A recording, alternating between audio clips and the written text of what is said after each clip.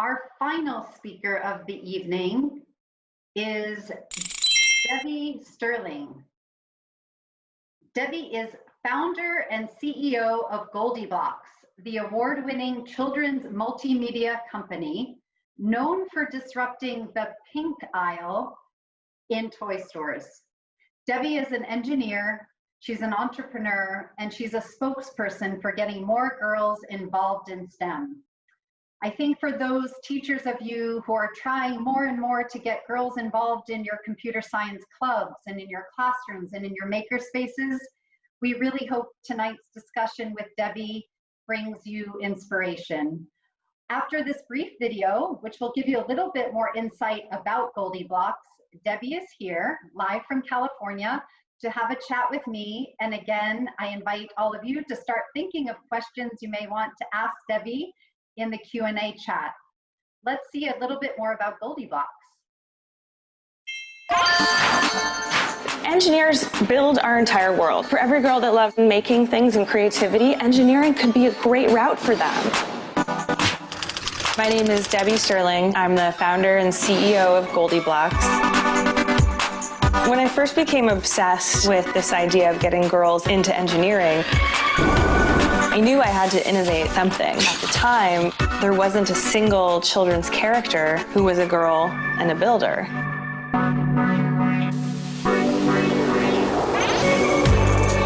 So today's girls will be tomorrow's leaders.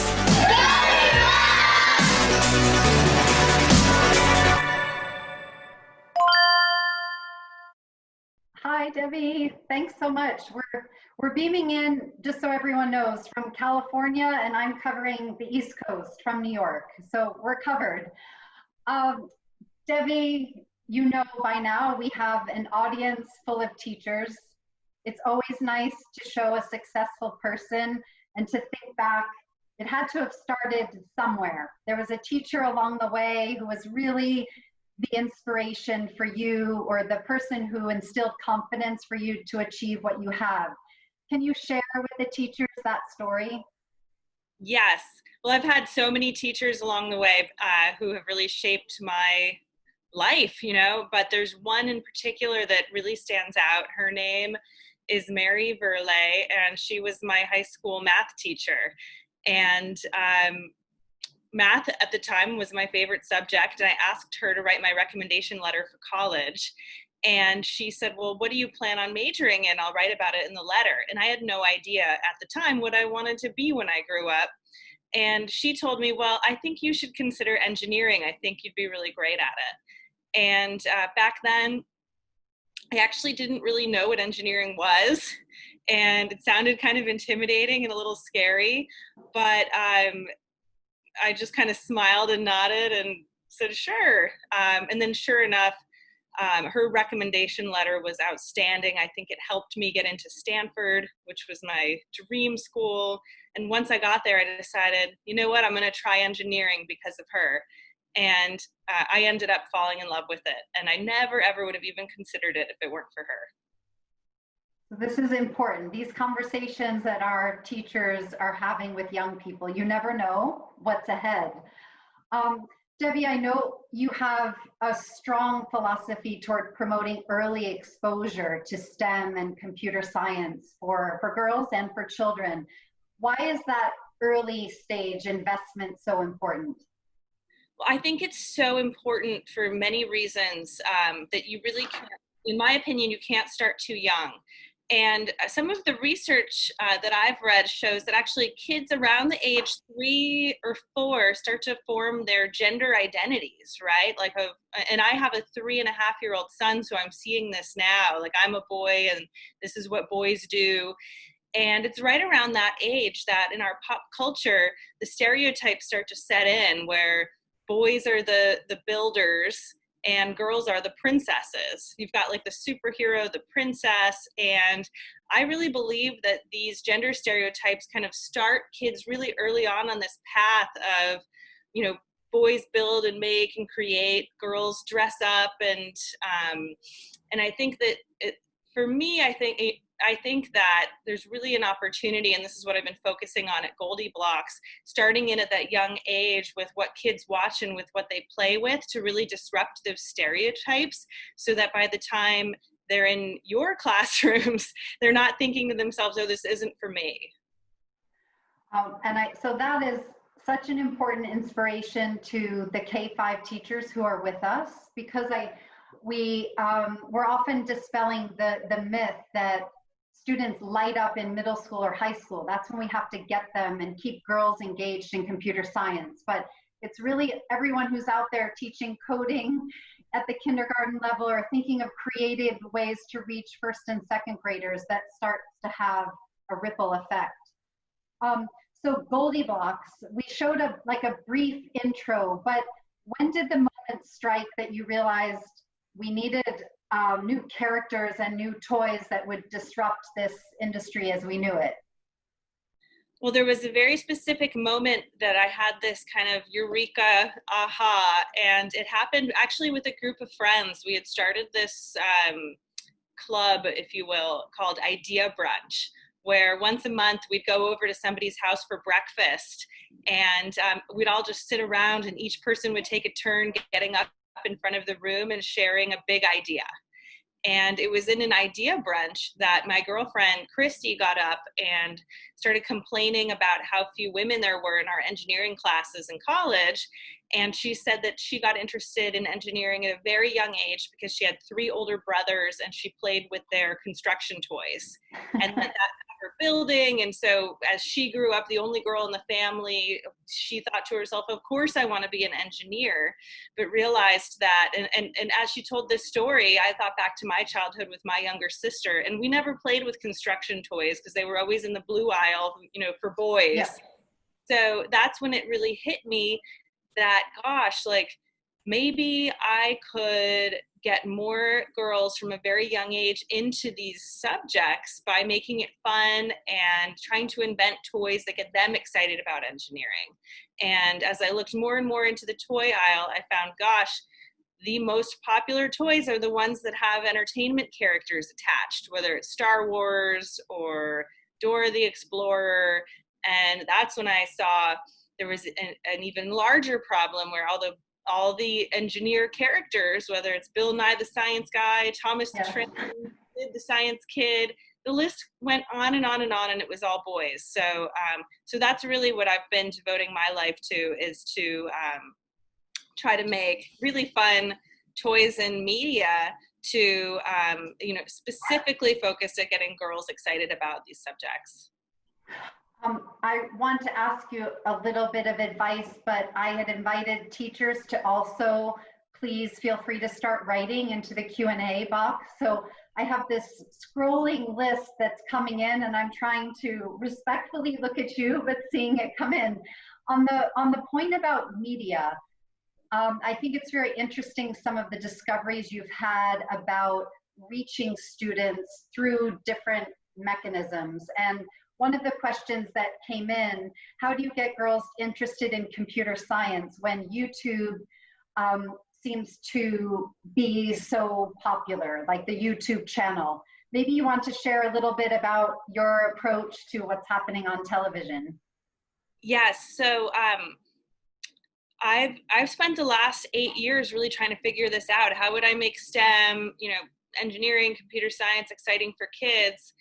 And I think it was a few years ago, I started to notice this trend where kids were spending more time on YouTube than watching traditional linear television. And what I also observed was, gosh, the type of stuff they like watching on YouTube are DIY videos. They are spending hours and hours watching influencers on YouTube in their living rooms making slime.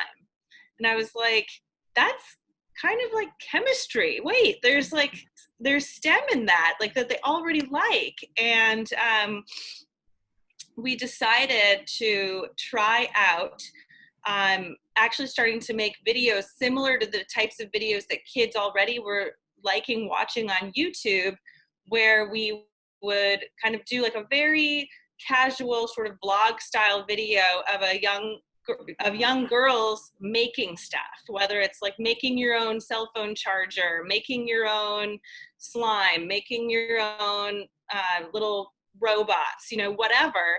And we found that that was an amazing, really relatable and fun way for kids to learn about engineering, to learn about computer science in a way that they like learning now, which is just watching people on YouTube. And this thing kind of took off, and now our YouTube channel has over 650,000 subscribers. And we're continuing to, and actually one of the things I'm excited about that we're developing now, we haven't even launched it yet, is taking these concepts directly into computer science. I'm going to show you how to code a website. I'm going to show you how to code. Oh, terrific. And so I think there's so much, I'm seeing it really resonating, because I think that kids really, they relate to and they think these influencers are so cool, right? So as soon as the influencer shows them, hey, I'm into coding, I'll show you how to code this thing that you would want to make anyway. We're just finding it really works. We thank you for that. We have one of the teachers who said she's used GoldiBlox extensively in the library. She loves there's a story to go with the building challenges. The question is, will you continue to develop challenges centered on the story, especially adaptable to the classroom? Oh, great question. Yeah, so that was a big insight very early on when I was developing GoldiBlox. I didn't want to just take construction toys and make them pink, to appeal to girls. I really did a bunch of research and found that that to really get girls interested in these subjects, you have to give them a reason why they're building the thing or coding the thing that you're wanting them to do. Girls want to know why, and they want it to have a purpose, and they love it even more when there's a story attached, characters they look up to, they relate to. And even more, girls, they want to change the world. They want to make the world a better place. So if you have stories where characters are doing that, then they really aspire to do that. So that was always at the heart of everything we've made at GoldiBlox from the very beginning. All of our toys had illustrated storybooks inside, so it really gave context to the building. And we're continuing to do that now. The company has evolved a lot over the last 8 years since I started it. And what we've started to do is take those stories from kind of inside the toy box actually onto YouTube and social media. So the storytelling with cool influencers and young people talking about the stuff they're making and why has kind of become the next iteration of this same concept. And we are starting to think about how we could bring that into the classroom. Really, just in the past few months since COVID hit, it's become such a huge need to entertain kids and make learning fun. And that's a thing that we have been really honing for years and years. And so it's become, a real rally cry now at GoldiBlox, is thinking like, wow, we have this amazing ability and skill set and expertise on making these subjects fun. And we've been doing it for a long time in the consumer space and in the entertainment space. Let's take these learnings and maybe offer some stuff and help teachers in these virtual classrooms. And that's something we're really trying to figure out right now. I'm sure like ears are perking up hearing that. I wanted to know, obviously you're an entrepreneur in business and you've been successful. Can you share some of the mindset or the advice that would be transferable to a teacher who's dealing with new material, trying to move into this new space that can be kind of intimidating for the 173 for whom it's new? What have you learned as an entrepreneur that's a little like nugget of wisdom to share with the teachers? Well, I think the biggest thing I've learned as an entrepreneur is just getting comfortable with failure. Like, I'm really good at failing now, so I'll brag about it. But I think that in order to be successful in entrepreneurship, you get sand kicked in your face, you get knocked down, you have this vision of what you're trying to do, and obstacles just come in your path. And what I'm most proud of, and the only reason I'm still here building GoldiBlox 8 years later, is every time I've gotten knocked down, I think, I think for me, it's believing in the importance of what I'm working on, and the importance of, you know, specifically getting more girls into STEM, which I'm so passionate about. It's this, you know, it's this mission that's bigger than myself. So I don't let the obstacles get in my way. And, you know, I always manage to just plow through, or, you know, door A closes, find door B. I guess it's grit and determination and belief in this bigger cause. And over the years now, I think that's built up a real resilience, where I don't get, you know, when challenges come in front of me, I don't, you know, they really don't get me down as much as they used to in the beginning, because I know how I've been able to overcome so much. And so, and so I think I love trying to instill that in young people. And I think that the key to it is really just admitting when you don't know something and not being embarrassed about that. The only way I'm able to get past these obstacles is, you know, I just ask enough people and get enough help. And I think that, you know, when I was a student, I was always afraid to do that because I had this ego and I wanted to be really smart and figure it out on my own, and pretend like I knew stuff, and when I didn't. And as soon as I started kind of just being vulnerable and admitting when I don't know something and getting help on stuff, I've been able to pull enough favors to get past all the obstacles along the way.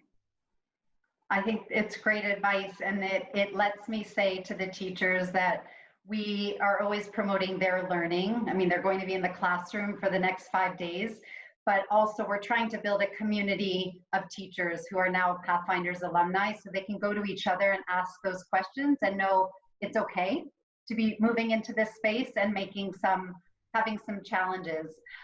So I see other questions coming in. Debbie, we might send them your way after this event, but I will share with everyone, we've had a few questions on what do the toys look like, what age are they appropriate for, and I want to just mention that at our awards ceremony on Thursday, we do have a few GoldiBlox items that we'll be giving to some of the teachers who win the various competitions that we have through the week. So some of you will get to learn a little bit more, but Debbie, for the moment, I'll just say thank you for making the time, dialing in, given all going on in your life at the moment. And thanks for giving inspiring words to the teachers. We really appreciate it. Well, thanks so great much. hat. Well, thank you so much for having me. I really wouldn't be where I am today without all of the teachers that have inspired me. I think it's the most noble profession. And I'm really genuinely interested in figuring out ways that I and/or GoldiBlox can be helpful to teachers. So if anyone's interested, you can reach out to me, Debbie at GoldiBlox.com. I'm here. I'm super passionate about this stuff. And thanks to Infosys Foundation for having me. Oh, great. All right. We'll see you soon. Thank you.